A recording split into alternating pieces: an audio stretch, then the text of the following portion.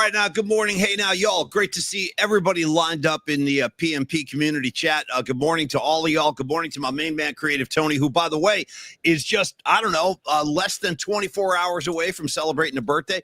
I think, I'm more excited about Tony's birthday than he is. You know what I mean? Like, when you're the guy who has the birthday, at least this is how I felt last week. I mean, it's great. I appreciate all the well wishes and all the kind words everybody shared and everything. But at the same time, I'm not that excited to keep getting older. You know what I mean?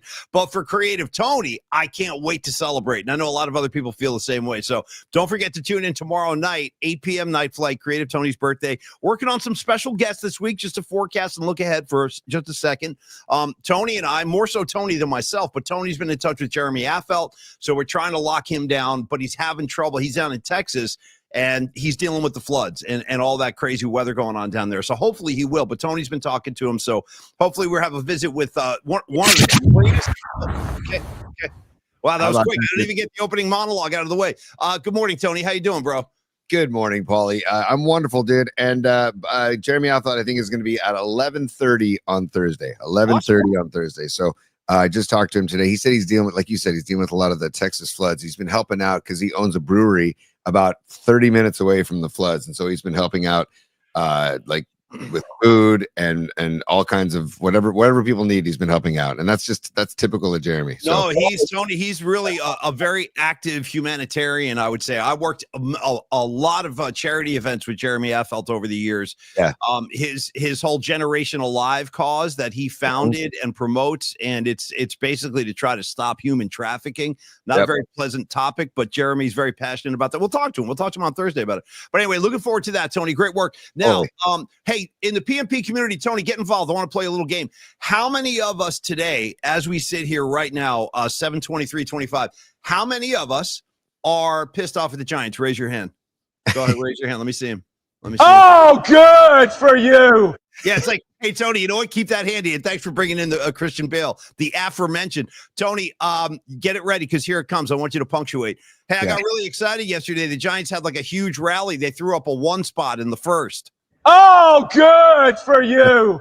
I knew in my bones when they put that 1 spot up in the front, like I made a note, wherever my notes are, I made a note. Hey, I said, here it is. I said, it's good to see the Giants get on the board in the first. Didn't last long, Holmes. And by the way, no Birdsong. A lot going on. We got to get into everything. Birdsong got optioned. We'll get into that. Tristan Beck got optioned as well. They truck Gage out there, bro. He got his head handed to him. It was freaking brutal yesterday. So I know a lot of us are not feeling great about the Giants. We're going to dive into that. Lily Merchant, one of my favorites. I got to throw something out here because I saw one of your comments. Lily said, Tony, she goes, the giant particles are so bad right now. I saw this right before the show started. She goes, giant particles so bad. What they need is a huge sage burning. Okay. You know me, dude. I like to get into the earthy, crispy, crunchy elements. You hug a tree, the whole bit.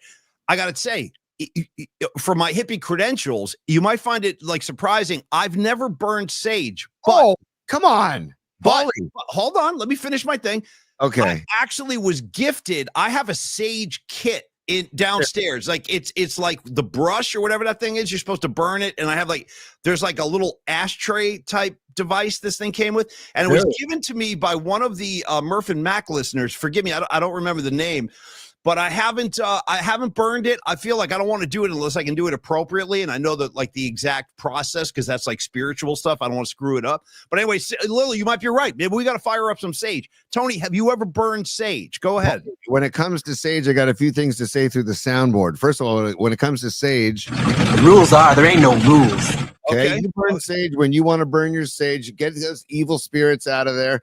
Go, but they do need to burn sage in the Giants clubhouse. Maybe burn it on the charter plane home. Maybe burn it in the dugout today during the game. And also, Paulie, just because sage is a herb, right? Sage is a herb. Herb is a plant. Herbs are good for everything. Okay. So, I'm all about the sage, and I believe in the sage. Yeah, have you burned it yourself or just been around people burning it? Every apartment I've moved into, every home I've been in, yes, burned. And dude, I've actually done it kind of like to just loosen up the vibes on a high school baseball team that I used to coach. I did it once on the team where I took it into the dugout. I said, we need to there is just darkness right now. So we need to just go like But this. the kids were talking about darkness. Yeah, totally. Well, because we were How dark can it get with 11-year-olds, man? No. This is when I was coaching high school. This is high school. Oh, So, okay. All right. a little bit older, buddy. Tony, but- I got to say, brother, I'm glad I brought this up. I feel like this thing has a lot of tentacles, like a lot of branches on the topic tree, if you will. And I got to say, Tony, shout out to the topic tree of Bob Agnew. You know what I mean? What we're doing here, guys, is we're building a topic tree. Bob Agnew on the whiteboard, bro. Shout it out, bro. One time, my favorite Bob Agnew whiteboard story, since it popped into my head, here it comes. Creative Tony and I were in hot water. Again, I don't know what we did. I'm not sure what the infraction was this time, but one of my favorite Rangoon sessions of all time is me and you, maybe Darren Chan, possibly who's involved in this, get called into the old KNBR conference room. And I'm talking like this is when it was prestigious. This is when they were on 55 Hawthorne. And freaking we walk into this conference room. Agnew slams the door. This is a conference room that can accommodate like 60 people. It's just the three of us sitting in there. You know what I mean? And Right. Bob opens up these cabinets where there's a whiteboard. Dude grabs a marker and he goes, "You guys don't seem to understand. This is KNBR." And he starts writing KNBR on the freaking whiteboard, underlining it, like angrily underlining. You remember that session, Yes, Tony? One of my course. favorites. Yeah, yeah. To the point where he is damaging the felt tip of the Sharpie because he's hammering it so hard into the dry erase board, man.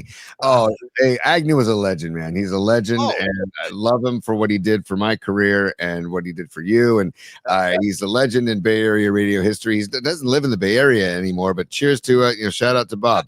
Definitely. You know what, Tony? Just a flash. First of all, I think Bob. I think he's in Arizona or Southern California, something like that. I heard Mississippi, dude. I thought he was in Mississippi. What are you? Honest to God, I feel like seriously, like he followed his daughter there or his like Mississippi. I think so. Shout out Jerry Rice. Shout out Mississippi Valley State, by the way. Thanks for Jerry Rice. Yeah. Mm-hmm. And the great Will Clark, buddy. The great Will Clark from Mississippi State. So nice. I feel like on this Roby Tuesday, we got to Tekashi it, and then we got to honor Dr. Young. Okay. We gotta honor Carlos D. Carlos de la Fuente, if we want to be formal about it. It sounds like a jazz musician every time I hear that. Like it's like, Carlos de la Fuente on sax. You know what I mean? Dude, it just sounds like tonight, ladies and gentlemen, at the Peppermint Lounge, we've got the Carlos de la Fuente Quintet. You know what I'm saying, dude? It just sounds like a jazz outfit to me. I love it. It's almost in need of a Principal Paulie, but not yet. And by the way, Lily Merchant says that she worked at 55 Hawthorne, which is the address of our old building. So Lily, you worked in the same building as we did? That's amazing. Talk about articles, dude. Maybe we rode the elevator a few times. Me, you, and Pete Townsend, because that's the way it used to be, dude. Walk into the elevator. There's Pete freaking Townsend driving up to go to visit K-Fog. Go ahead, T. That happened with me with Jack Johnson. But also, I wonder if Lily knows Lloyd, the angry security guard that we had. Remember Lloyd, the angry security guard? Remember, I miss him. I miss Lloyd. We had this guy. So again, Tony, myself, Darren Chan, Rod Brooks doing the morning show on the Ticket 1050. It was just fresh out of the womb. The station had just been born, and we were all rookies. And we used to walk in. I think our show, Tony, might have started at 5:30 in the morning. It was early. Like our show was earlier than 6. Anyway, it started at 5. We were at 5 a.m. Even better, 5. So we'd be rolling in there, and there would only be one guy in the building, this security guard in the lobby named Lloyd, and he was always pissed off. There was nobody around. It's like 4:30. We're rolling into the building. He's like, "What are you guys doing over there?" I'm like, "Well, we work upstairs." Like this went on for weeks, and then finally, Tony and I approached him one day, and we're like, "Hey, bro, we really dig your vibe. Like you're always pissed off. How about you come upstairs and like be a guest on our show?" And he did. And I remember he was like quoting stuff from the Bible and everything. He's like, it's like John 3:16, man. It's like he was like talking about like the Lord's fury and stuff. It was crazy, bro. Crazy. Hey, by the way, Lily. Hold on.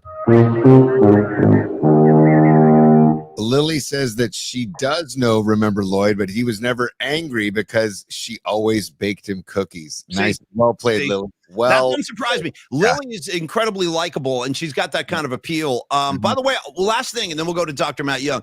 I wanted to show everybody like our latest and greatest feature, Creative Tony back there pulling levers before the show. For the first time ever, we're trying to scroll your comments. You can see them, I'm assuming, on the screen. Right over there underneath my little picture window there. So I hope you guys are digging that. I kind of like that, Tony. I like the comments over there. I dig it too, man. People can see what we're seeing as well. And also, Paulie, I wanted to give, before we get to Dr. Matt Young, I wanted to give Tekashi some love and then go through the rundown of the show because we got a lot to talk about today. Are you cool with that? Dude, cool? Rock and roll.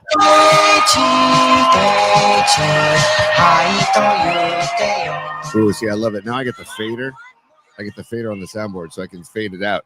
Paulie, on today's show, we're going to talk about, obviously, we have to talk about Giants baseball. We have to. I got some pitchers I think they might want to look at because obviously their pitching is a wreck right now. Dude, I mean, the Giants pitching has given up 27 runs in 4 games. I mean, that's disaster. And then also, I want to revisit what we talked about at the end of the show yesterday about Adult Swim. We can do that in Tony's top 3. I can't wait to get to this. You've been talking about this for like 48 hours. I've never seen you so excited to get to a topic. It's going to blow your mind what happened. Okay. I'm in. I'm right here. I'm ready. And then we have our ticket stubs to show for Ticket Stub Tuesday. Yeah, I got some good ones. Yep. Yes, good. And then we can just talk about the Niners starting camp today. Veterans reporting to Niner camp today too. So, Tony, I just want to make sure because on my show notes with the Tekashi in my head, I had a top 3. Did you mention top 3? If so, my bad. I did. I said Adult Swim can be. I'm revealing number 3 of the Tony's top 3 will be Adult Swim related. So. Okay, so Tony, if I may quote Rags on the comments line, let's pan down. Okay, like Tekashi said, let's pan down. Actually, I think it was it was Booger. It was Booger who dropped the pan down. It was Booger and Wormser, dude. Wormser just eating his cereal, watching the they're eating cereal out of like mixing bowls. Like, dude, yeah, it was great, man. Whatever the guy's name is, they're like, hey, haven't you guys gone to bed yet? He's like, no way, man. And he's just like shoveling like Cheerios into his mouth, watching the video. Yeah. And fun fact of that scene, they're not pouring milk into the Cheerios. They're pouring beer into the Cheerios to accompany the cereal. Sorry, one last detour before Dr. Matt Young, because it made me think of that. Tony, when you were like those guys' age, when you were like Revenge of the Nerds age, college student type, rough and tumble years, everybody's getting a little crazy. What was your go-to kind of breakfast hangover cure? Like when you were in that college age, like when you were really getting after it, like what was your go-to the next day to feel better? Paulie, pick a pebble, dude. Fruity Pebbles or Cocoa Pebbles. And I used to buy them together. I would buy a Fruity Pebble box and a Cocoa Pebbles box, and I would hammer both boxes in one sitting. Great choice of words right there. Hammer. I used to hammer. And by the way, Tony, I think, this is why you got to watch Tony very carefully. You got to keep a very close eye on this kid because he's got these moments of greatness. I've been seeing him for 25 years. They just come out. They just come popping out. I don't know if you guys realize what just happened. You could, unless this is something I don't already know about, you just had like a Don Draper moment, dude. You just uttered a phrase that could rake in billions for some advertising execs. You just said, pick a pebble. Yeah, Fruity dude. or cocoa. Bro, brilliant line. That should be their campaign. The print ads, TV ads. Dude, pick a pebble. Hold up each box. What do you want? The fruity or you want the chocolate? You know what I mean? In the parenting world that I'm knee deep in right now, sometimes I reward my kids with like a weekend cereal or a summer cereal. Right? Yeah, dude, I eat stuff like that for dessert sometimes. Yeah. I'll get like a sugary cereal. I'll just eat it late at night for dessert. Yeah. Dude, a huge bowl of cereal while watching like some movie or some documentary or something late at night is a recipe for success. I just want to applaud Pick a Pebble. That's a brilliant line, Holmes. Brilliant line. Pick a Pebble. It could work. And somebody's going to be sitting in some conference room somewhere and make like, $800,000 for coming up with a campaign. So anyway, bravo. Well done. Okay, Tony. Yeah, sorry. What do you got? No. That's it. I was just going to say, I tell my kids to pick a pebble when we go to the grocery store. And we by the way, shout out like going to the store and like shopping. I was there yesterday. I did that yesterday after the show. I was in the grocery store. Yeah. It's like a lost art, man. I actually like putting on headphones,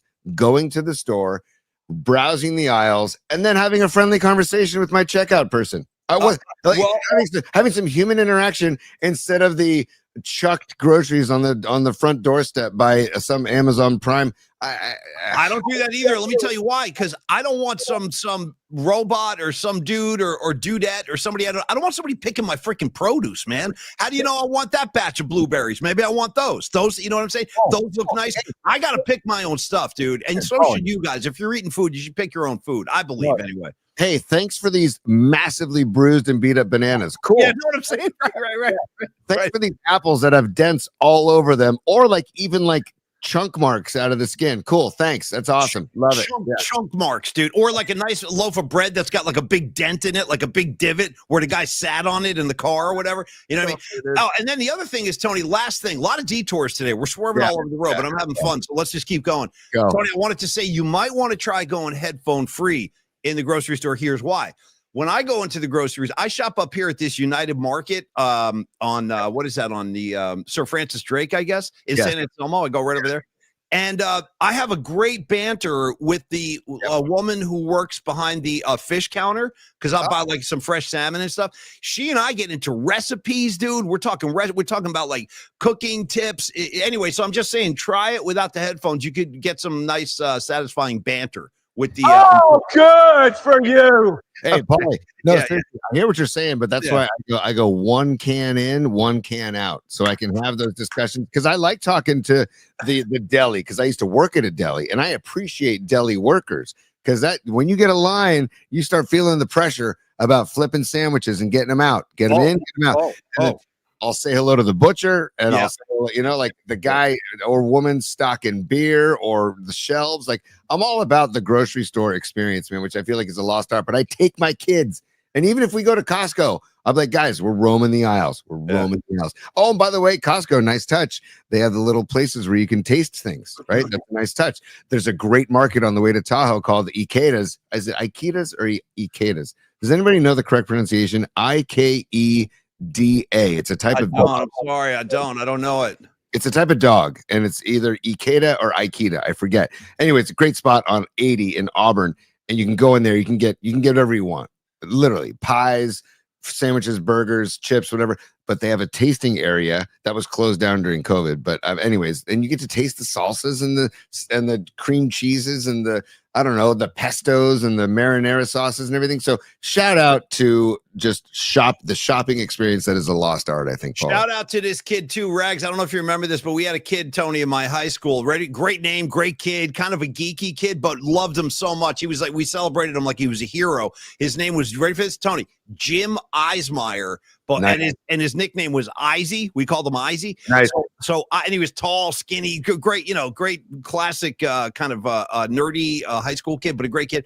He worked at this supermarket in Jersey, dude. So we used to get, and he would work the checkout line. So me and all my hooligan friends, guys like Rags, we would drive into the grocery store, and Ozzy would like ring up every like third or fourth. Don't say it. I saw something. What? I saw it. It's true. No, it's not. It's true. I just looked it up. God. Are you all right? Stand by, because now, dude, that's. I just looked it up. I'm sorry. I don't want to react until I gotta let me. Are you sure it's true?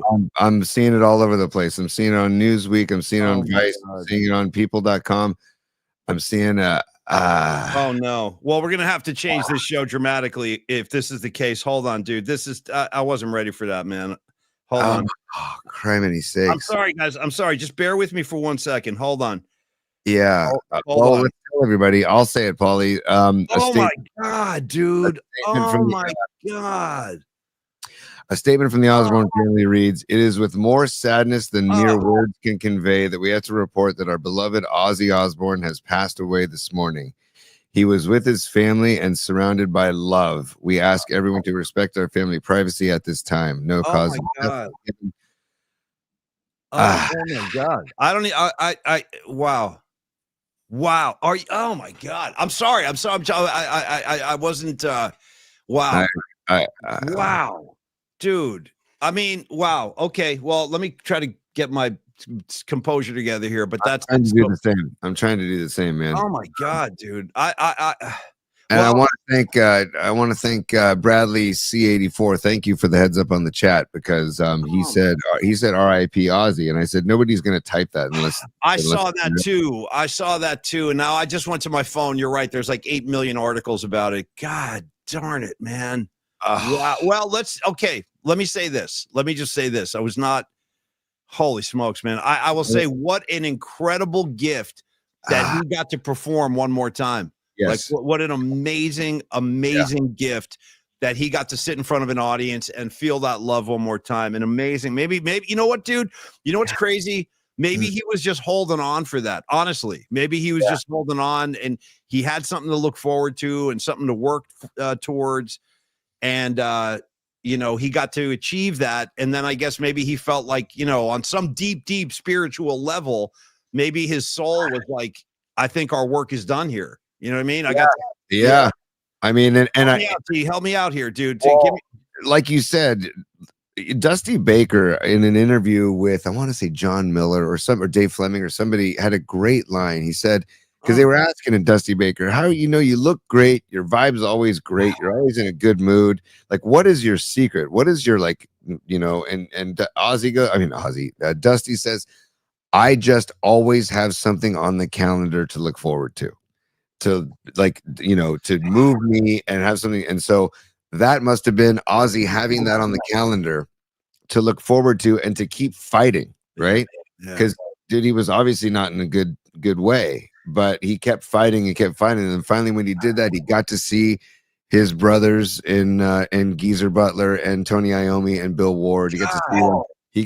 He got to feel the honor of what his contribution is to not just music, but to just the lives of so many people all over the world. So, like you said, man, like once that was done and he got to feel that goodness, he probably thought, like, I don't need to fight.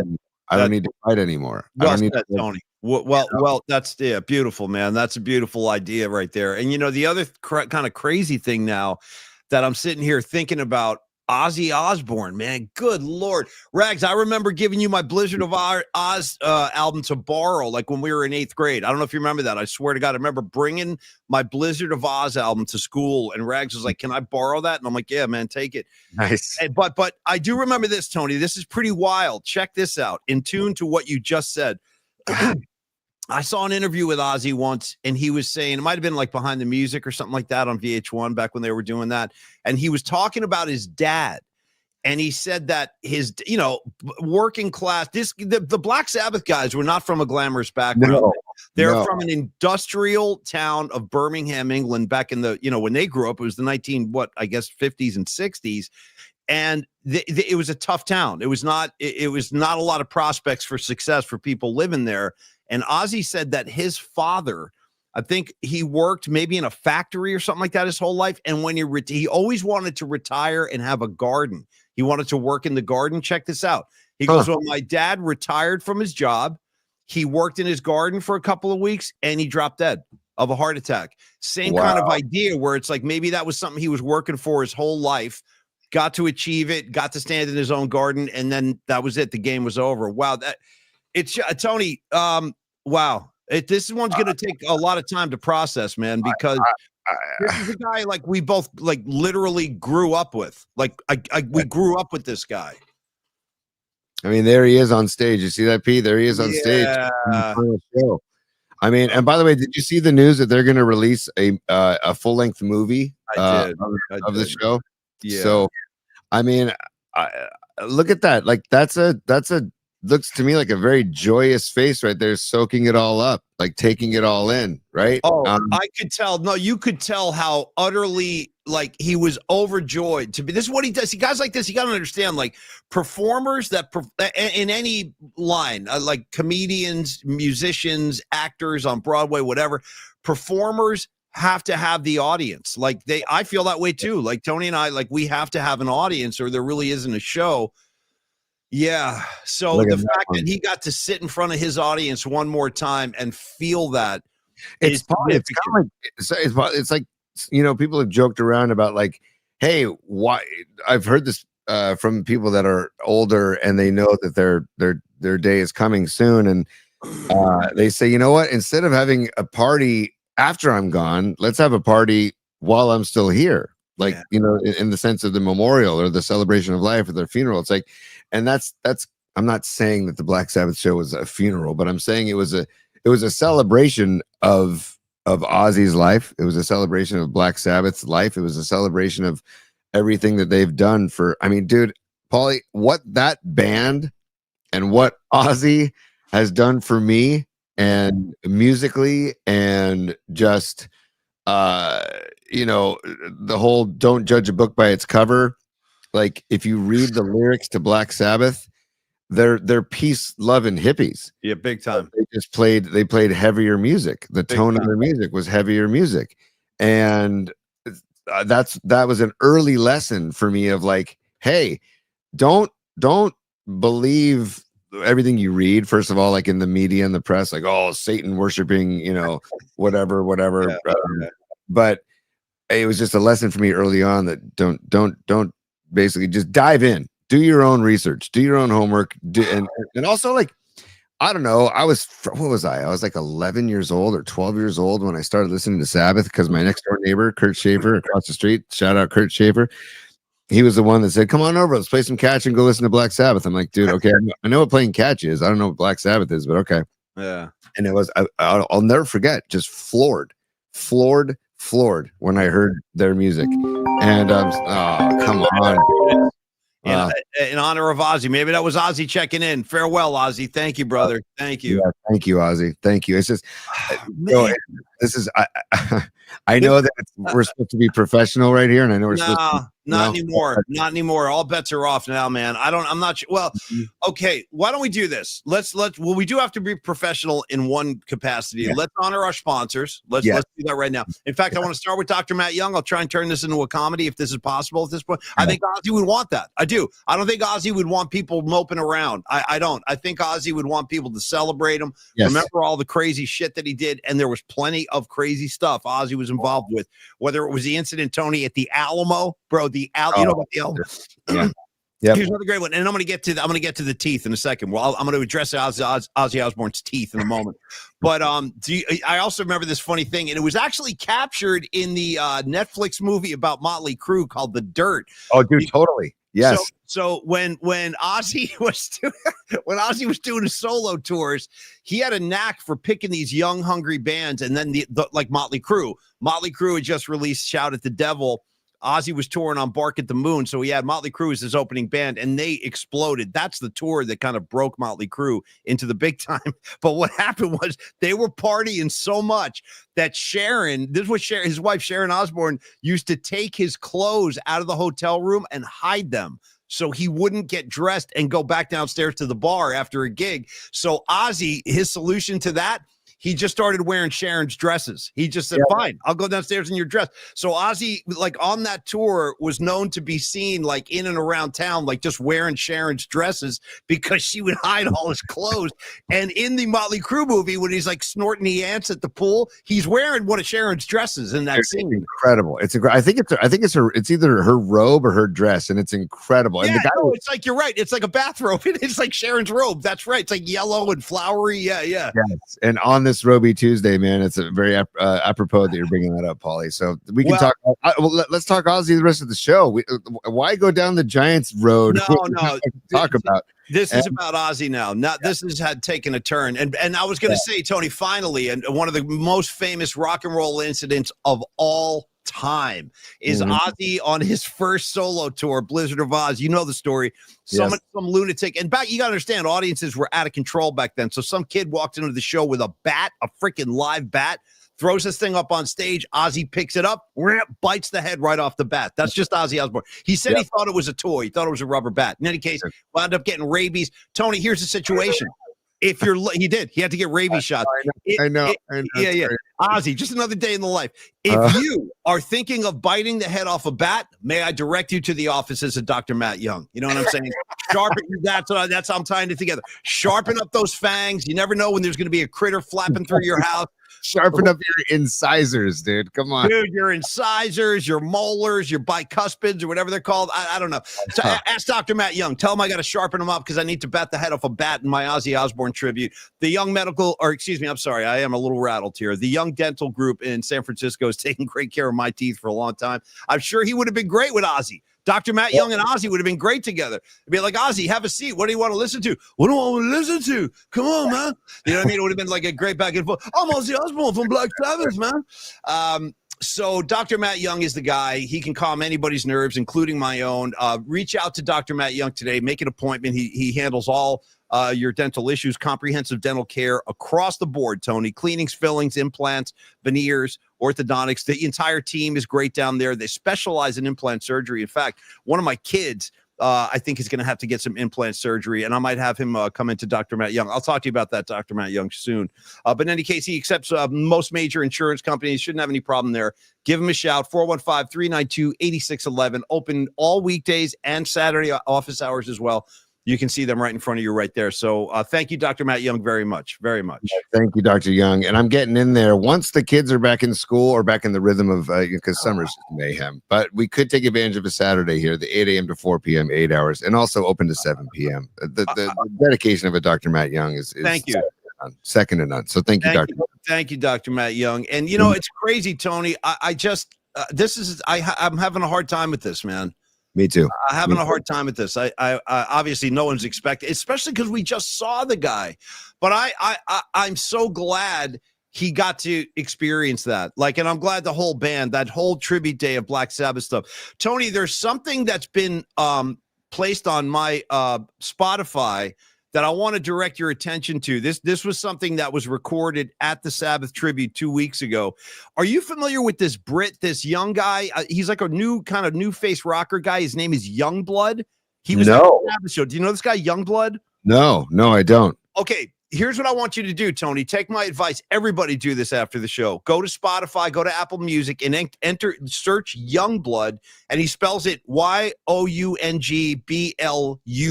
Youngblood. I guess he's a rising star in the UK, and maybe he'll break in the States here. But Tony, he did a version of Changes. I'm going through changes. I got to tell you, his version is incredible. It's a full band version, like with guitars. It's powerful, dude. So check that out after the show today. Youngblood doing Changes. It's really powerful. I think you'll like it, T. You guys check it out. Guaranteed. And on that note, Paulie, Charles Bradley's version of Changes also. Who's that? Who's Charles Bradley? Charles Bradley was like a soul and R&B singer. I believe he passed away, I don't know, 6 years or 7 years ago. But he did an amazing version of Changes too. And it's so soulful, dude. It's just incredible. But look up Charles Bradley's. Yeah, he passed away in 2017. But look up Charles Bradley's version of Changes as well. I mean, I want to show you a picture of this guy, Paulie, because he's just, he oozes soul, man. If you get a chance, Paulie, later today, I'll do Youngblood if you do Charles Bradley. I promise you, I'm writing it down right now. Charles Bradley. Okay. And by the way, I just got a text, and the texts are starting to come in on my friends and stuff like that. I just got one from Drutzy, our buddy David Drutz. I'll read it to you. Ozzy, F. I feel like I was punched in the gut. Yep. Yeah, that's well said, Drutzy. So do I. It's such a damn shock, man. Wow. Paulie, also, I don't mean to cut you off, but this will help too. Let me see. I want to give Dom Peralta is a super dude, and I'll read it. Rest in peace, John Michael Ozzy Osbourne. Forever an icon and inspiration to so many. Our hearts hurt for the Prince of Darkness. Ozzy loved his fans, family, and life. I'm among the many who will truly miss him. R.I.P. Oz. Thank you, Dom. Thank you very much, Dom. By the way, I got to give Joe Schmo some love just for getting some comedy through the crack somehow. Joe Schmo goes, we're not talking about Joel Youngblood here, okay? We're not talking Joel Youngblood. I appreciate that, Joe Schmo. You got to take the laugh. We're not talking about Jack Youngblood either. Let me tell you something about Jack Youngblood. Look, since you brought him up, dude, I got to interview Jack Youngblood with Murph, one of our Super Bowl hits. Yeah. I was fawning over this dude, bro. I'm like, that's a freaking man. That's a true alpha man. He came walking in, bro. He's probably like 65 years old, looks incredible. And I was like, dude, so this guy played on the LA Rams in the 70s, in the swinging freaking 70s in Hollywood. I was like, dude, what were you hanging with Jack Nicholson, going to Hollywood parties? He's like, oh, yeah, man, we did it all. So anyway, shout out Jack Youngblood. So tough, Tony, that he played in the Super Bowl against the Pittsburgh Steelers with a broken leg. Okay. Dude. Played 4 quarters on a broken leg. Shout out Jack Youngblood. Anyway, my little sports detour. Totally, Tony, man, make it better, bro. I don't know what to say. Oh, here, I want to show you. I also do want to just show you Charles Bradley. I just to know how wide of a net Ozzy spread. Like, look at this. Like, this is Charles Bradley, a soul singer who is incredibly talented in his own right and a great catalog, but he decided, you know what, I love that song by Black Sabbath, Changes, and he did a version of it too. So how did you get turned on to this, Tony? It was Bill Evans at KFOG. Nice. Yeah. Did KFOG play their version? Yeah, they did. And it's beautiful. It's beautiful. And it's soulful, man. Oh my God. It's soulful. And I mean, that's what you want to talk about. Like the people that were true fans of Ozzy knew, but the people on the periphery that didn't really do their homework or didn't really pay attention or didn't really dive deeper, they didn't really know the true Ozzy or the real Ozzy. And I feel like the band and Ozzy misunderstood for a very long time. But maybe that's how he wanted it. And also talk about just a true performer. Like, like I mean, that's why we had oh, hold on. Just stand by, Paulie. If I can do this real quick. Do whatever you need to do, man. Yeah. Find it. Let me just find it. Because I see your scroll down there, man. No, please, God help me. So I mean, I just sent you something, Tony. Tell me if you can put this up on the screen, just for a taste. I just sent you the Youngblood performance from the Sabbath show. Oh, you know what? I'll look for it. I can't do it off of my phone, but I'll look for it. Let me hang on one sec. Okay, just write Youngblood BLUD. Just write changes. It should come right up. And they have, again, this has been officially released as a single. It's on Spotify right now. I'm sure it's on Apple Music too. And it's powerful, dude. It's a really good, and it's one of the very, very few ballads that Black Sabbath ever recorded. They're a very heavy band, obviously, but that's a beautiful kind of piano and vocal song. That's it. Mm-hmm. And if you have that, Tony, chuck it up there. I want to give everybody just a taste. Let me just get this. Can you see there he is. Yeah, that's the guy. Yeah, let's just get a piece. Wow. See, can you pause that and drag it forward like about 2 minutes? Because I wanted you to hear how powerful it is with the full band. Yeah, it's crazy, dude. Check it, just a taste. Let's see right here. Here we go. I don't know where it's going to be in the 2 minutes. Looks like a good spot. Looks good. Here we go. God. Check it out. It's powerful. Yeah, it's a great version of a great, really, really beautiful song. So anyway, that's everyone's homework assignment. Go listen to the Youngblood changes. Other Tony, other supers coming in for Ozzy. Let's give them their love, man. Let's give them their and then let's give Carlos some love too after that. Let's give Los some love. You got it. Make sure that we didn't miss anybody, because Dom, thank you very much for the super Dom, and thank you everybody for your comments. And I think the appreciation's far and wide, man. And I feel like people that aren't even huge Black Sabbath or Ozzy fans appreciate his contribution. Escobar, what's up, dude? Ozzy is on the Mount Rushmore of music and reality TV. Well, no, he's right. Escobar, that's great. I'm glad you put that up there, bro. Because see, that's the thing. You were just kind of hinting at that, Tony. Like, his appeal, he became a superstar in a whole different kind of way when the Osbournes show, bro. And I'll tell you what, dude, I used to watch the Osbournes. It was hilarious, bro.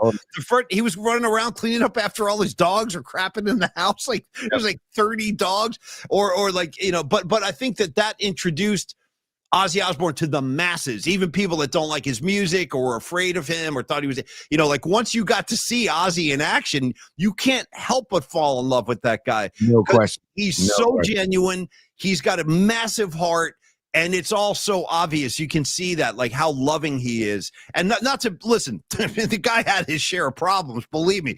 I mean, he was addicted to every substance known to mankind, as well as being a raging alcoholic and everything. And he battled that his whole life, like a lot of people do. But I think deep down, he had a massive heart, and he was a really, really good and generous dude, apparently, from what I've heard. People that have encountered him, Tony, say his generosity was like off the charts. Dude, and by the way, shout out Robot Centaur, who I just got a text message from. Just FYI, I feel like we need to do this. The 49ers have signed Equanimous St. Brown, Amon-Ra St. Brown's brother, as a wide receiver. So just FYI, the Niners just signed catch some passes and cut out the drama. You'll be my favorite player. Yeah, that's all I ask. 100%, dude. So thank you, Fareed. Thank you, aka Robot Centaur. Thank you for the heads up on that.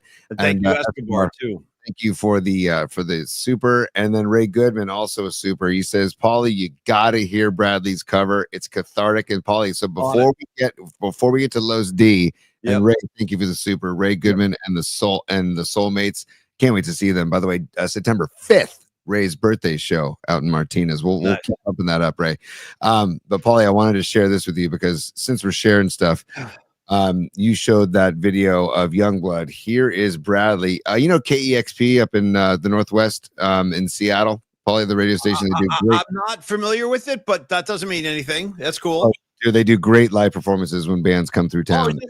Is it like NPR kind of stuff, like public radio? Gotcha. Yeah. Okay, Exactly. Yeah. They do great. That's how I learned about that band Khruangbin, because I saw a live performance of them, and I was like, oh my God, these guys are incredible. Anyway, so here's Charles Bradley with his band, and just check it out for a second. Oh my God, I love it already. Dude. I feel unhappy. I feel so sad. You got to be kidding me, dude. I have lost the best Jesus. friend Damn. that I ever had. All right, stop this. Before I'm going to start crying if you keep this nonsense up, dude. I can't. I got to give you a chorus, though, dude. Hold on. That's insane. Who is this guy? Charles Bradley. He passed away in 2017. He's incredible. I recognize that face. Where have I seen him? What? Give me like his resume a little bit. I know I've seen that face. I don't know much, because that's how I learned about him, was through his Changes cover, and then I just started listening to his other stuff. I didn't really pay attention to the names of songs or anything. I just loved the sound of his voice, and then he passed away in 2017 before I got to see him live. What a vocal, bro! What like turning this into like an Otis Redding slide, like soul cover here. That's incredible, man. Here, check it out real quick. Keep it coming. Oh, hold on. Let me go back a little. No, I love it. T, give it to me. Stand by. Here we go. Had this evil way. Oh My heart was crying. You got to be kidding me, dude. Love went astray. Love went astray. Yep. Come on. I'm going to change. Yeah. Unbelievable. I didn't. Thank you. I don't even. I mean, help me. I got no words. That's amazing, dude. I can't believe I've never heard that. How have I never heard that? Yeah, it's incredible. I don't know. The first time I heard it, I was like, Jesus, this is outrageous, man. I'm gonna go to Low D in a second, but I want to share a little Black Sabbath. Actually, here's two real quick Sabbath stories, and I'm gonna go to Lowe's. First of all, I swear to God, this is true. And we've told this story before, but Tony and I have a couple of Black Sabbath kind of moments in our like history together. And the fact of the matter is, Black Sabbath is the reason I actually met Tony. That it's because of Black Sabbath. This is a true story. Yep. So Tony, I wasn't even on the air yet at the Ticket 1050. Bob Agnew originally hired me, and I think it was 97, as a copywriter. So my first job at KNBR was I would basically write scripts for the on-air guys to read for commercials or promotions or whatever. I used to write copy for these guys. And Tony was producing Dan Cilio and Rod Brooks. Mm-hmm. I hadn't even started. I wasn't even on the air yet. This is pre that. I was just a copywriter. So I was sitting there on my desk and I'm typing, I'm writing scripts, I'm doing whatever. This is 1997. I have the radio on because back then, dude, in the old days, they used to have a built-in speaker on every desk in the building. All you had to do was flip a power button and you would get the station. So I was listening to Cilio and Brooks. Tony's producing, I'm typing, and I'm down the hall from where the studio is, and I hear these guys coming out of a commercial break, and all of a sudden I hear Sweet Leaf, and then the riff, bam, bam, chicka, banana, bam, bam, and it sounded so good. I shot up out of my chair, I ran down the hall, and I hadn't even really formally met Tony yet. I was like, quick question. Who the hell's playing this? Who's playing this Black Sabbath right now? And Tony was like, that's me, man. That's me. And I go, okay, here's the deal. What's your name again? You're like, Tony. Okay, good. Good to meet you. My name's Paulie. And I'm like, just so you know, you and me are going to be hanging out. Good to meet you. And then I just walked in, and here we are. Here we are, like 30 years later. But that first encounter was a result of you playing Black Sabbath, Tony. Yes, I'll never forget it as long as I live. I had just turned 24 years old. What? Yeah, it was 19. It was July of 97. I'm pretty sure. So that means I was like 20. I was probably 29. I probably wasn't even 30 yet, man. It was, and Rod Brooks wasn't even in California yet. He was on his way from Houston. I'll never forget as long as I live. So yeah, man, there's so much for me to draw back to that band and to Ozzy. And I loved the character he played. Like it was like it was so fun to get lost in the character of Ozzy Osbourne, right? It was kind of like he was supposed to be scary, but he wasn't scary, and he's he's actually a peace-loving hippie, but he looked scary, and then he would play into it, and like he just knew. I mean, dude, you want to talk about it? Like he's like a marketing genius if you really want to talk about it, because he knew how to like get people's attention. And I'm sure Gene Simmons, I'd love to see what Gene Simmons has to say about Ozzy today. They used to tour together in the 70s. Kiss used to open for Black Sabbath when Kiss was like a new band. Also, one more quick Tony Polymac Sabbath story. So I used to live on Baker Street between Golden Gate and McAllister, kind of up in that USF neighborhood. Great neighborhood. They call it, Tony, the North Panhandle now. Great. It is a great hood. It really is. Paulie, they call it Nopa. You know what I mean? Nope. Yeah, just swing by Nopa. Then we're going to Dolo. Dude, Dolo. Okay, that's what they're calling Dolores Park because it's too labor intensive to say Dolores. Yeah, I was over at Dolo. Are you going to Dolo? Let's go to Dolo. I'm like, Dolo, bro. I'm gonna blow something up here in a second if you keep saying Dolo.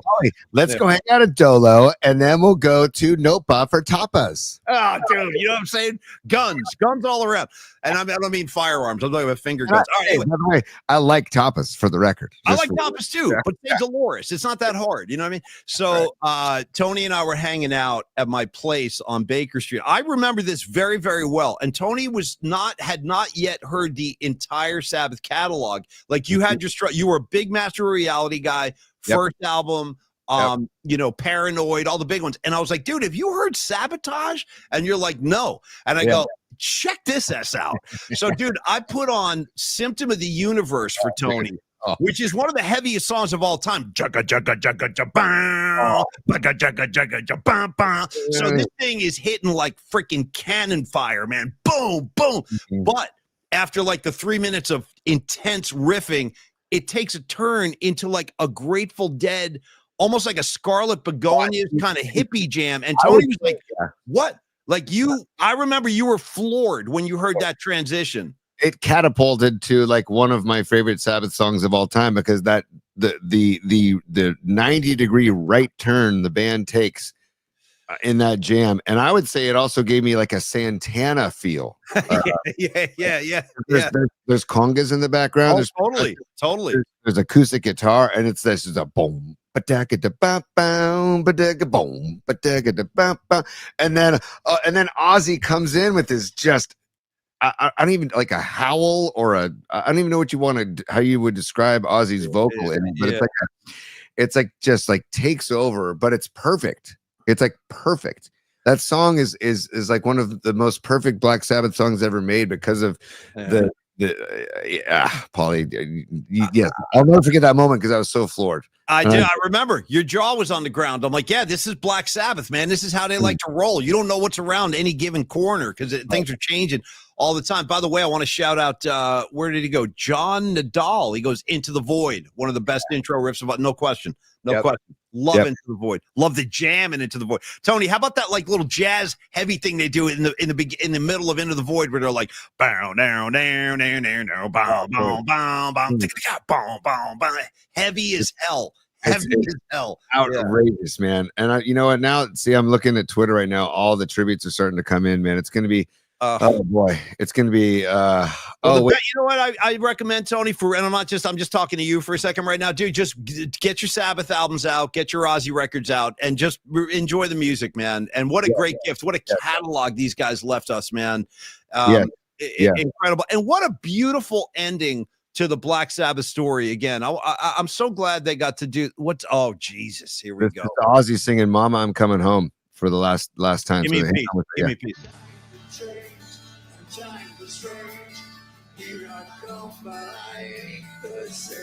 Oh, damn it. Mama, I'm coming home. Oh yeah. There's that. Oh.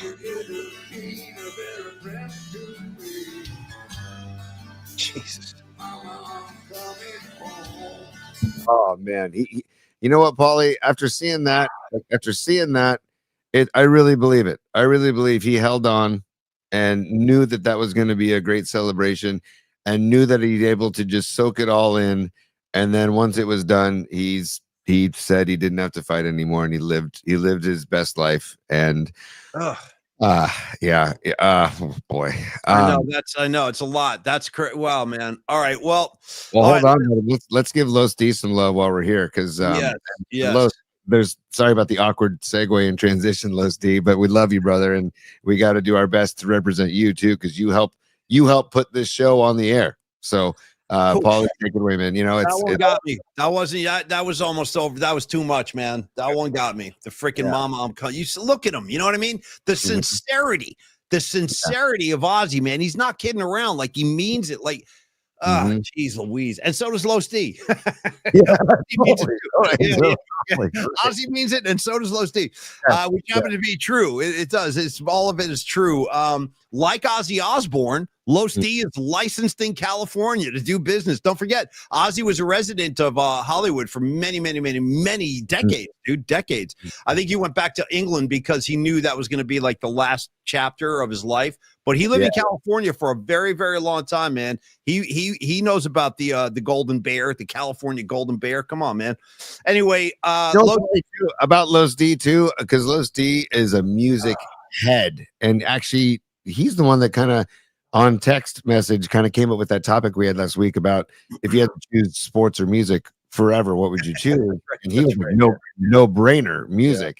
And so I don't know if Los D is a big Black Sabbath fan, but I know that even if he isn't or wasn't, I guarantee you that Los respects and admires Ozzy's contributions for decades to, you know, just the arts, basically, and to the worldwide contributions. Just thank you, man, and also thank you, Scarlet Fire. I saw that. Thank you. I appreciate that. I do. I really do. And I know you know what's up, man. You know what it's like. It's not. And just a little private thing between me and Scarlet Fire, Bonnie, real quick. Newlywed Scarlet Fire. I actually have right to my left here. I'm not going to do this today, but I will next time. I have a whole stack to answer your great showing of Stubbs last week. I pulled out some cool Grateful Dead stuff today and Garcia Band, but I'll hold off on that. But that was going to be for you, Bonnie. Let's do it tomorrow night, man. Let's do it tomorrow night. We can do it tomorrow night. Yeah. Okay, Stevie B, hold on to that for 1 second. Stevie B's got a super. I want to get into that, but first, Los D, let's get into it. Flex Funding, Carlos and Flex Funding. We got a job to do. We're going to do it. You can trust Carlos and all of his financial services, everything he offers as a mortgage broker. He offers up little nuggets of information like this. Here's just look, courtesy of Los D. Did you know that on a reverse mortgage, the senior can have a line of credit emergency account of funds waiting to be used if needed, accumulating over 7% of interest? How much interest does the bank give? See what I'm saying? Los D's got all kind of anecdotes, all kind of information when it comes to your finances, mortgages, loans. Los D is the guy to talk to. In fact, I know he's working on closing 2 deals today. So good luck with that, Los D. I hope those go well. Yeah, come on, Los. Yeah, and Los D, listen, he's got the experience. He's got 26 years of experience. He is a San Francisco native, loves the Bay Area, cares about all of us. And again, he has just partnered with a new lender. So things have never been smoother over in the Los D corner of the universe. And let him go to work for you, especially if it comes to something like a HELOC loan, one of his specialties, home equity lines of credit. He will never hit you with a hidden fee of any kind, no appraisal fees, no escrow, no title fees. And again, Tony, very fast closings, usually within 8 days. If you're working on something with Carlos. So again, he is a broker and he's ready to go to work for you. So reach out to him, 925-250-4894, Tony.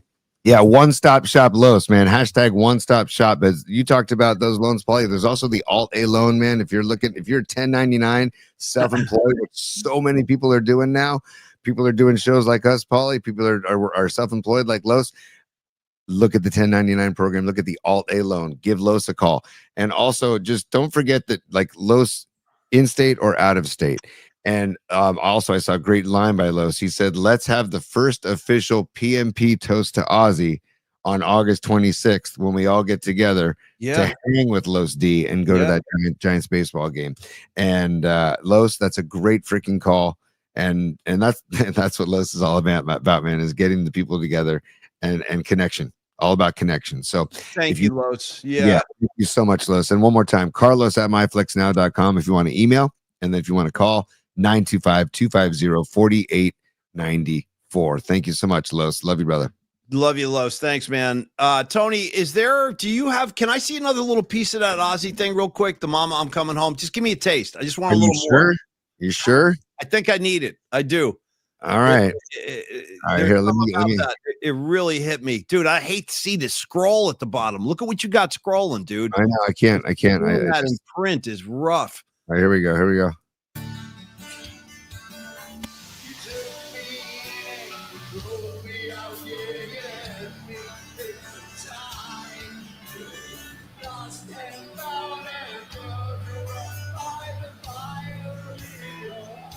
Get it, Ozzy. Come on, man.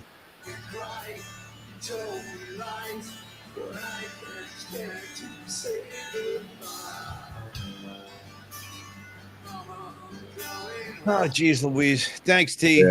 Yeah, man. I don't know. It's a tough one, man. And then, you know what the other funny thing is too, Tony? He's one of the very, very few artists. Maybe you could say this about Paul McCartney, I guess, or John Lennon, but there's not many where you can say like the band that gave him his notoriety and his identity, Black Sabbath, dude, his act 2, his solo career is easily just as big as like the Black Sabbath success. Like he was a monster of a solo artist. Like every Ozzy album that came out was like a big deal. And of course, like Ozzy had this knack for finding these amazing game-changing guitar players like Randy Rhoads, Jakey Lee. This guy he has now, Zach Wilde, who's a Jersey boy, by the way. He's a monster of a player. Like that's just another thing of Ozzy's legacy is he introduced us to these insane guitar players. T.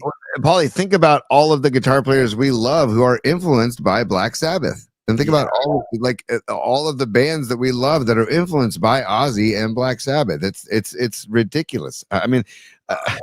By the way, Rod Brooks just texted and he said, this is just classic Brooks. He just texted me. He said, he made it to the end, period. Legend, period. That's all that Rod said. Yeah. Oh, look at that. I'm on that one too. I just got that too. Yeah. See, here they come. I'm getting tons of, this is crazy. Boy, oh boy, this is going to be a long day, man. Paulie, I'm going to give you some of this too. Stand by and give everybody, this is Ozzy years back. The people still smoke that weird shit around here.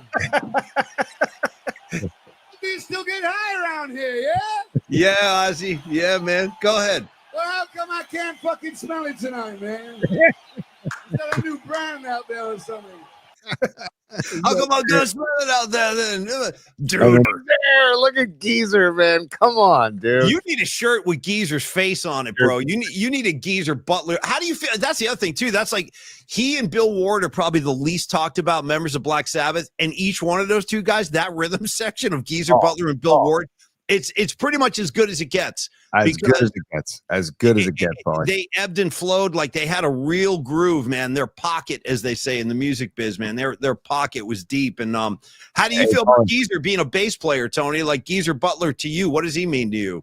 Phil Lesh and Geezer Butler are probably the two reasons why I decided to pick up a bass. Wow. Because I was like, and Phil was like the jazzier, jammier side, and then Geezer was like the heavier side. And I was like, let's go. And those two. And then when seeing them with you in 2000 in San Jose, incredible. It was like a dream come true. Me too. I'd never seen them play before. And seeing all four of them play together was like a dream come true. And that they opened the show with the song Black Sabbath. And I was like, I wasn't ready for it. I thought I was ready. I was amped for the show.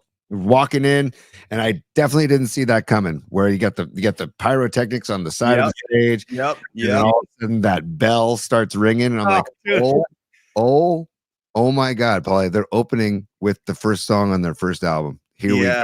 Yeah. And then the whole night just destroyed me in the best way possible. Same here. Yeah, well said. That was very well said. And you know what, Tony? We should consider ourselves lucky, honestly, now that we got to see Black Sabbath, the original lineup, and we got to see Ozzy as a solo artist, man. Like, I mean, we're fortunate. We really are. That's one way of looking at it, man. We're very fortunate that we got to experience all this, to kind of grow up during this period when these guys are making albums. Stevie B, Black Sabbath, first reunion in 99 in New Jersey. My first concert. Whoa, dude. That's 13 years old, went with my dad, my first fave band and artist. Brutal. No one was like this guy. Stevie B, by the way, you know who else was at that show? Was my buddy Winks. I know he was at the Jersey shows as well on the reunion tour. So great. What a great first concert to see, man. And thank you, Stevie B. Always a pleasure, man. Always a freaking pleasure. Patty from Napa. So sorry to read this. Sorry I'm late. R.I.P. Ozzy, man. Yeah, this is. Look at this. And also just to show like that Ozzy and Black Sabbath span to the younger generation. John Nadale, I don't know how to pronounce it, John, but he says, my good buddy Jake Montero and I asked our parents if we could go to Ozfest when we were teenagers. He goes, our dads were like, you'd be lucky if we let you go to Oktoberfest. But that's good because it shows the younger generations were down too. They were into it too. It wasn't just like, and you saw the faces in that video, those videos we were showing from the Back to the Beginning show. That spanned generations. Good call. Right? There were tons of young faces in that crowd and many older. So it's very Grateful Dead-esque, man, where the influence spans generations, and the music, Black Sabbath's music is going to live on forever. The same way I feel about Grateful Dead. I really mean that. Like, I agree with you 100%. I agree. In fact, it might even get bigger now. Honestly, it could wind up getting even bigger because the shadow that Sabbath put, that they cast over heavy music or hard music, like they are the pioneers. Again, I've said this before, and I really mean this, and you can't say this about many people.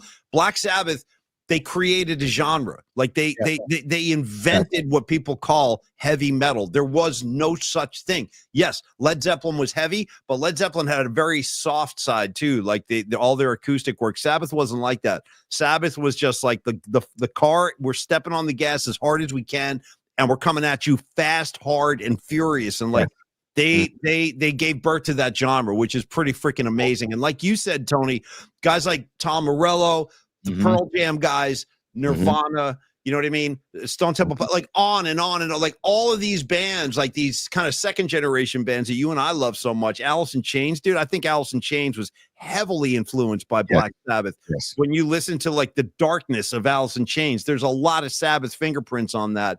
And they're Stevie B, the Meadowlands. Yeah, that's the gig. That's where Winks was at that show too. And that was what a great tour to see. What a great tour it was seeing the original Sabbath guys back together. Tony, when it came to the solo stuff, when did you jump in on that? Were you a Sabbath first and then solo stuff? That's how it was with me. Yeah. It was Sabbath first and then the solo stuff. And I was like, and I went in with very low expectations because I love the band Black Sabbath, but then I dove deeper and I'm like, oh damn, this is really good stuff. And Diary of a Madman was the album that really got me. And then I just kept going. And I'm like, and I don't know. And I love that Speak of the Devil live album because I was like, they were still playing Sabbath stuff too. And I was like, you can't forget, like I was hoping Ozzy would never like forget about the Sabbath stuff too when he went on to his solo career, and he didn't. And I appreciate that very much. And I just, I'm looking at that scroll at the bottom of the screen, Tony. That's like, it's just crazy to see that. Right. It's RIP. The other thing is funny is that I was looking at, I think it's on CNN maybe, but there's, I think it's CNN has been showing this history of Live Aid documentary. They're showing like episodes on, if you haven't seen it, it's pretty cool. They're revisiting Live Aid and Queen and U2. Right. Guess what?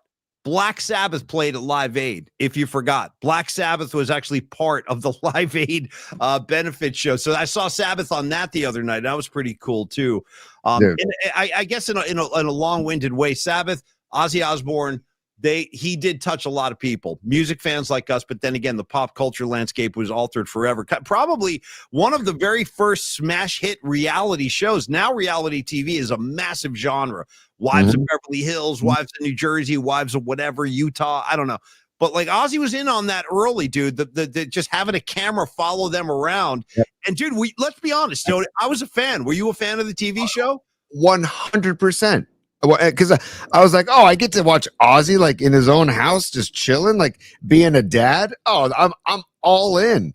And like it was great to see like the nurturing side of Ozzy, right? And because you saw the performer side and you saw the Diary of a Madman persona, but then you got to see this nurturing side of him and also the comedic side of him, dude. Like very funny dude too. Well, there's John Nadali with like the ultimate thing, Sharon.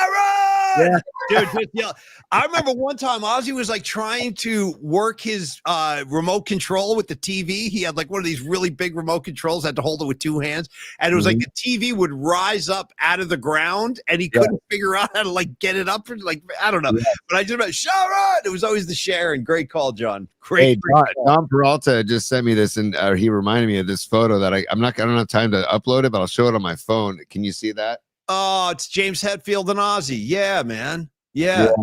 James and Ozzy. I mean, that's just a great shot at the back to the beginning show. I mean, look at the smile on their faces, man. God. Well, again, there's no there. I'll put it to you like this, kids. No such thing as Metallica if Black Sabbath didn't exist. There is no Metallica. There's the chair too. Yeah. There's Ozzy's chair. I mean, it's just man. Well, I think I want to wrap, Tony. I think I want to wrap because I don't really know what else to say. Honestly, I don't. I'd rather just go put some records on and pay my respects that way. And I'll send a tweet out, Tony. We'll put a nice tweet together. Absolutely. Give me a piece. Come on, this is 1970. Okay. NIB 1970. Here we go.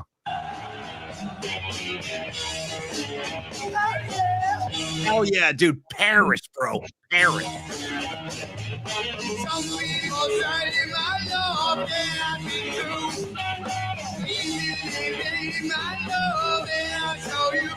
I mean, look at that. That's just, I mean, that's a young man right there. He's a kid. He's a kid right there, man. He's a young guy. Yeah. I'm gonna go further in just one more time, a little further in just to get a little more.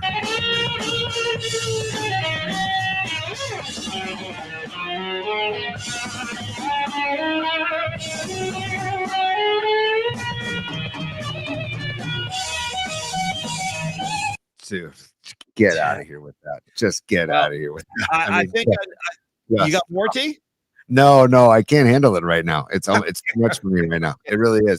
Because I can't thank them enough for, like you said earlier, for exposing me to it's where I truly fell in love with the bottom of music. Nice. Like that music can be that heavy and still also that enjoyable. Yeah. And I didn't really know that because I was big into reggae and like Steel Pulse and also like just pop music because of my older sister Bridget. But then I heard that, I'm like, whoa, this is like nothing I've ever heard before. And then I kept listening, and then like fast forward like 10 years, 12 years later, and you play Symptom of the Universe for me, and it's just like, what? Yeah. You were like that too. You were blown away. You were like kind of confused almost. I remember you're like, wait, what is this? What's going on? Yeah. You know, and it all culminated for me that night in 2000 when you and I got to see them together in San Jose after we'd been working together for a few years. And it was just like, I remember everything about that. I actually remember that was the first time I don't know if you remember this, but we actually drove down to your uncle's house, Uncle Tennell, because the tickets were in his house, and I got to meet his wife for the first time. Because I don't even think Tonelli was home, but she gave us the tickets. Do you remember that? We had to go pick them up there. Yep. Yeah, and then the show was at the Shark Tank in San Jose, and it was a great memory, man. Great, and you're right about that opening with the pyro. I remember that too. You could feel the like the heat from the flames and shit. I was like, okay, this is going to be something different here, because like that intensity, it never lets up at a Sabbath show. Like the gig is on.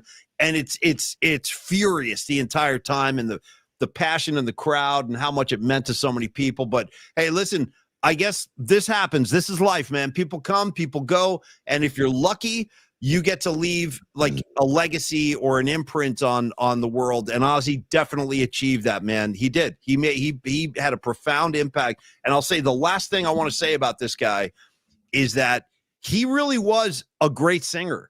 Like nobody talks about that because his personality is so big, and he bit the head off a bat and this and that. Right. The guy's actually a great singer. He really was, man. He had a great gift for melodies, beautiful. And if you think about it, Tony, not a screamer, not like Rob Halford or like somebody who's like a scream, like Robert Plant. Like he was a singer. He really sang, and he had a beautiful voice, great melodies that he wrote. And I just want to acknowledge that, man. Underneath all the stuff, the guy was a really talented singer. Just throwing that out there. I couldn't agree more, Paulie. And I think about like his contribution, like in that song "Symptom of the Universe." Wait, stand by. Hang on one sec. In that song "Symptom of the Universe," when he comes out and starts singing, it's like I'm trying to find it real quick. I'm trying to find it, Paulie, because it's worth sharing. It's as we pay tribute to Ozzy, and I had notes about the Giants going after Mackenzie Gore, a pitcher for Washington. I got notes all. Look at this. I got my notes all over the place. I didn't get to them. Or the notes about like them going after a pitcher in Pittsburgh named Mitch Keller, or talking about Adult Swim or ticket stubs. Or let me show you how the show progressed today, Tony. These are the notes I brought into the show, and these are the notes that I'm using from this point forward. Here are my new notes.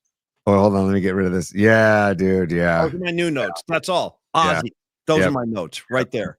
I mean, I used to write Ozzy on all of my my books. Like you cover them with paperback or shopping bags. Bags and cover your books. Tell me the truth. Did you ever do the Ozzy OZZY on your knuckles here, T, like the tattoo? Did you ever do that one? You know how he had the tats? Yeah. Yes. I'm doing it really quickly here right now. So like I know how to do it like in an instant. Right?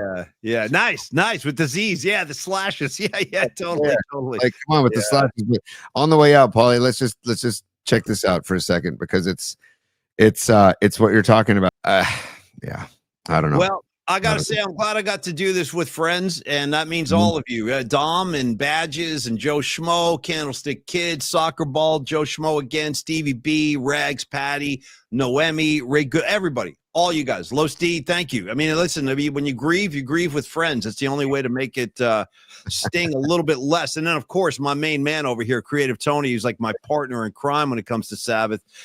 In fact, the only guy I've ever seen Sabbath with, Creative Tony, several times. Let me say thank you to Young Dental on the way out, Dr. Matt Young, the official dentist of the Paulie Mac Show. The Paulie Mac Particle Show, 415-392-8611. Email him at info@youngdentalsf.com. 490 Post Street, 25 years in the bed. I like that. I like Ozzy in the mouth, bro. I like that. Well done, T. Well done. So, Dr. Matt Young, thank you. We freaking love you. And then, of course, Losti, Carlos De La Fuente over at Flex Funding, closing up deals today during the show. God bless you, Losti. We appreciate the support so much. You can email Carlos at carlos@myflexnow.com. You can also call Carlos. You see the number. I'll see the globe right there. You can call Carlos anytime, 925-250-4894. You need some cash? Ask Carlos about a HELOC loan. That's what he does. His specialty, licensed in California in biz for over a quarter century. Let him go to work for you and make your financial reality a better one. Tony, I gotta thank Bradley 84, because he says, I think a break from Giants talk was good for our mentals. Dude, you ain't kidding. You know what it was? Maybe Ozzy Osbourne did this intentionally. He was like, you know what I'll do? Maybe I'll go today, man. I'll let those guys stop talking about the Giants. Giants suck, man. You know what I mean? Like, maybe he did it as a gift to us. You know what I mean? Right. All of these guys are diversion, man. It's just talk about some Ozzy Osbourne. God freaking bless you, Ozzy. Love you. Bro, get ready. You know what? If you're driving through San Rafael today, you're going to hear my house, because I'm going to be I'm going to come. I'm bringing the hard volume today, man. Sabbath is meant to be played loud. So do that. Rockin' New Era, Soccer Bowl 25, Joe Schmo. Tony, give me a couple final thoughts, brother. And I'm glad I got to do this with you at least, man. I really am. When I saw the news, I was like, please don't be true. Please don't be true. But then it was a weird feeling of have like a so happy for him that he was able to have that final celebration, and that he battled and fought and held on to really experience that. And he must have been in a lot of pain on that stage, and that he battled like that is it's pretty impressive, man. And his influence on me and you, obviously, and us, and so many of us, it's just these hit me hard, man, and especially because I'm older. I'm getting older, and we're all getting older. And when you see your, I don't know, your I don't know, your heavy influences, your iconic heroes, whatever you want to call them, whatever wherever they are. Yeah, man. When you see them go, it's tough. And thank goodness we were doing this together, P, because it would have been. And I just appreciate you, and I appreciate everybody in the chat and everybody tuning in and checking out the show.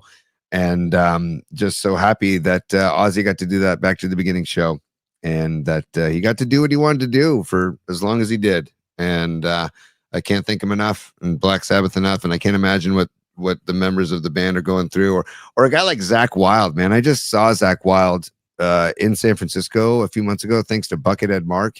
He said, dude, I got tickets, we're going. And he was doing a show called Zakk Sabbath. And yeah, it was great. No, I know.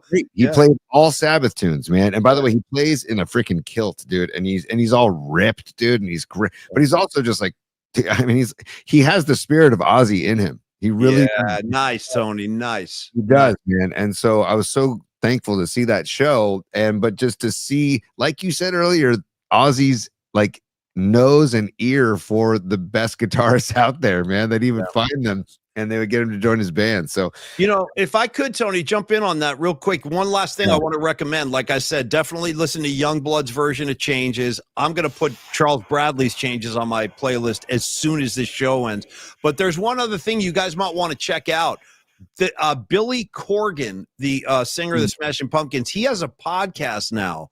And he just interviewed Zakk Wylde like 2 or 3 weeks ago.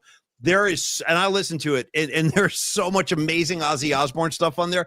Like this, like just Ozzy's good nature, like for opening bands on Ozzy tours. Like he did this with Henry Rollins. Like Rollins opened some shows for Ozzy, and he said like the first time he met Ozzy just walked into Henry's dressing room and he's like, hello, my name is Ozzy Osbourne. Do you mind if I hang out with you guys for a while? Stuff like that. And it's like, bro, it's your show. What, yeah, of course, sit down, So anyway, if you want to hear some really great Ozzy anecdotes, check that conversation up between Corgan and Zakk Wylde. That's really, really good. And if you listen to Pumpkins music, that is Sabbath. They are so heavily influenced by Sabbath. It's not even funny, dude. It's not. And like bands like that band Caius I was talking about last week, from the Palm Desert Boys and Queens of the Stone Age and all those bands that come from down there, like you hear it in their music, the heaviness. And dude, I'm a huge Fish fan, and I'll never forget, like their sound is more jazzy and I don't know, jammy, but Trey loves to get heavy. And that is, I've heard him say it in interviews. Trey Anastasio, the lead guitarist for Fish, he loves Sabbath. Nice. And he said in interviews how much he loves Black Sabbath. Have they covered any Sabbath? Have they ever covered? They should cover it. Yeah. I bet you they will. Are they playing tonight? It's funny, man. They're not doing a lot of covers lately, but I would say like they will. I bet you they're going to play. I bet you anything they play a Sabbath song. I'm calling it right now. Where are they? I forget where they are. They were just in Chicago. Our boy Matt Kolsky was at the shows. But they play like Sweet Leaf and Iron Man, and like the War Pigs. I would love to see them play like a Fairies Wear Boots. It'd be the year, because Fish used to do for Halloween. They used to do costume shows where they would play a whole album of a band, but they wouldn't tell anybody what they were going to play. They would just play an album, and like you would get a Fish bill at the shows, right? You'd walk in and get this, like at the Halloween show. And then this is when they played Exile on Main Street down in where they do what's that festival down in Palm Desert? They do Coachella, where they do Coachella. Anyways, Fish played there, and they give you a Fish bill, and they play the album. And I always was hoping that one year they would just pick a Sabbath album and do it. Just do it. My guy Andrew Markoulis is saying that Fish is in Forest Hills, Queens tonight. I know that's like the tennis stadium. Yeah, perfect. New York is a hotbed. Black Sabbath played the Fillmore East, man. I believe the first venue they ever played in America was Bill Graham's Fillmore East. How about this, dude? This happened. This actually happened when they first came over. They shared a bill. Both of them were pretty much unknown at the time. Ready for this double bill, Tony? Black Sabbath and Bruce Springsteen. It happened. Dude. Happy. Yeah. Imagine seeing that 1-2 punch. Anyway, you guys, thanks. Thank you guys for the support today. I really do appreciate it. I'm not just saying that. I really do. I kept an eye on the comments today, and I appreciate it. I know a lot of you guys are feeling it too, man. I want to end the show like this, Tony. I'm just going to say the last thing, and I'll send a tweet out in a little while. We'll pay our proper respect in the Twitter universe and all that stuff too. But I did want to say I want to end the show by quoting Ozzy the way he used to bid his audiences good night after like the gig was over. The last thing Ozzy would generally say, Tony, would be, "I love you all. God bless you." God bless you. That was his sign off. "I love you all. God bless you." So and Paulie, I want to recognize, just because Escobar is a super, and he must be in a suit today, and I put him up earlier, but I just want to give him the respect. Thank you for the super. Thank you everybody for the supers today and honoring Ozzy. He says, "I may be in a suit, but I'm rocking Ozzy." And thanks, everybody, like Aaron Cask's t-shirt says, listen to Black Sabbath. Go listen to Ozzy. Go listen to Black Sabbath today, and just soak it all up. Soak it all up. And also, again, reminder: listen to Youngblood's version and Charles Bradley's versions. Listen to their versions of Changes. If you can just do yourself a personal favor and do that today. And Paulie, I don't want to do Diamond Dave today. Can we do Ozzy one more time? Just sure. Oh no, please God help me.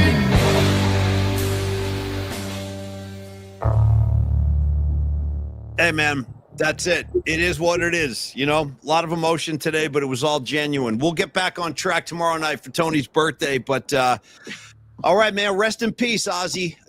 I didn't want to be saying that today, but that's the way it is, brother. Rest in peace, Ozzy Osbourne. Thanks for holding me up today, Tony. Thank you, James, Joe Schmo, Don Peralta, Rags, Nutter, Escobar, all of y'all, man. All of y'all. You guys go play your Sabbath albums. Play your Ozzy. That's the best thing you can do today. Get that music in the air, man. I think it helps. I really do. Well, and Paulie, thank you, and thank all of the people tuning in, and especially on the chat, because this was a group therapy session. It really was. Yeah. And I can't thank everybody enough for taking part and helping us through this. Because, man, if you would have told me when Paulie and I were doing our pre-show meeting that we're gonna have to like basically memorialize Ozzy Osbourne today, I would have said I can't do it. I'm not doing the show. I would be like, I'm taking the day off. Yeah. Right. Yeah. Right. So Paulie, love and yeah, you know, Ozzy for life. We'll see you tomorrow night, kids. We'll be back for the night flight, 8 o'clock. One more time, as Ozzy would say, God bless you all. Peace.